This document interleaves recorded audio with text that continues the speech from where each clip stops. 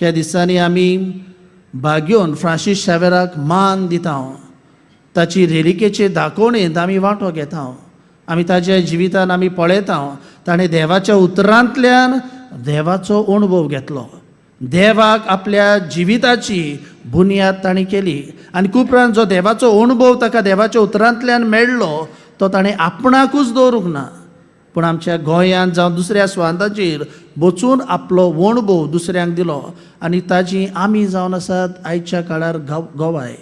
तर मोगाच्या इश्टानो, आयज आमी ह्या देवाच्या उतराचेर नियाळ करता आसतना भाग्योन फ्रांसीस शावेराक मान दिता आसतना पयले सुवातेर आमी आमकां विचारुया, आमच्या कुटुंबाची, आमच्या खासगी जिविताची बुनयाद कोण काय?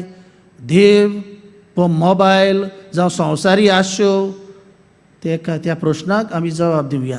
दुसरे सुवातेर जो आमकां देवाच्या उतरांतल्यान संदेश जावं मिसांतल्यान दुसऱ्या संस्कारांतल्यान मेळटा तो संदेश दिसा दिसपट्टी आमच्या जिवितांतल्यान वेव्हारांत घालूंक आमी वावरुया.